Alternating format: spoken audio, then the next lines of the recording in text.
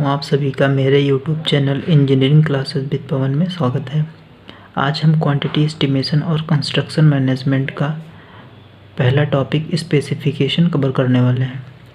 तो पहले स्पेसिफिकेशन की डिफिनीशन देखेंगे। Specification is a statement of particulars.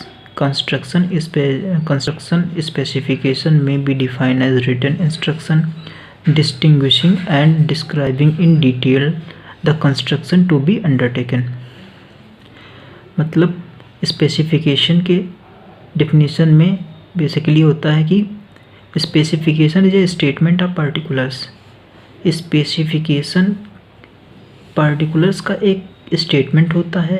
Construction specification में बी डिफाइन एज रिटन। निर्माण कंस्ट्रक्शन स्पेसिफिकेशन को निर्माण में लिखित रूप से परिभाषित किया गया है। And describing in detail the construction to be undertaken.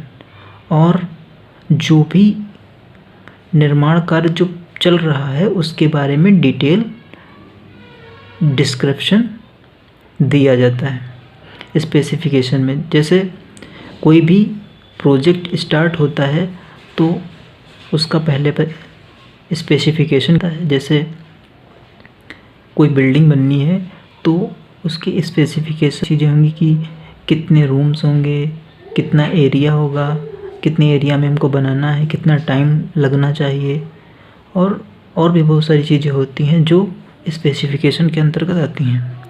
फिर टाइप्स ऑफ स्पेसिफिकेशन, दो टाइप का स्पेसिफिकेशन होता है।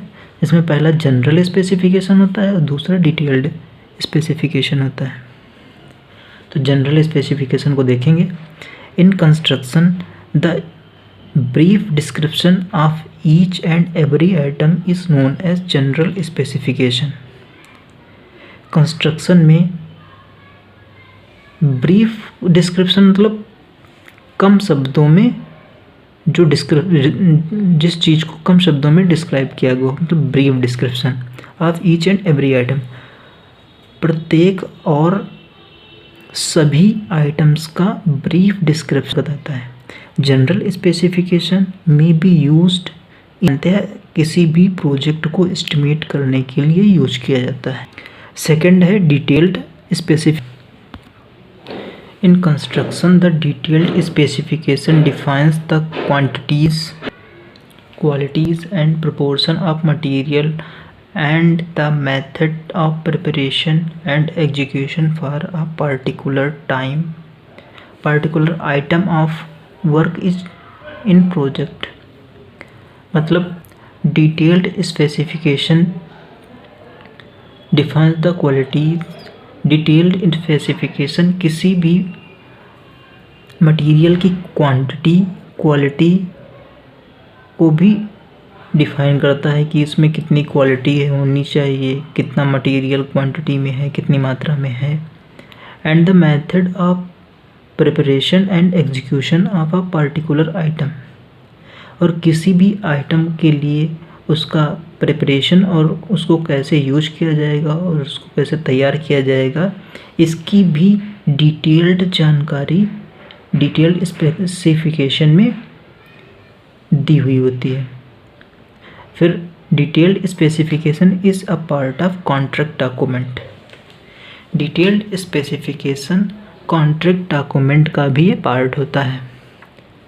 जैसे कॉन्ट्रैक्ट डॉक्यूमेंट का पार्ट कैसे, जैसे ड्राफ्ट ऑफ कॉन्ट्रैक्ट एग्रीमेंट, ये इस पे डिटेल्ड स्पेसिफिकेशन के ही अंतर्गत आएगा। While writing the detailed specification same order sequence as the work is to be carried out is to be done।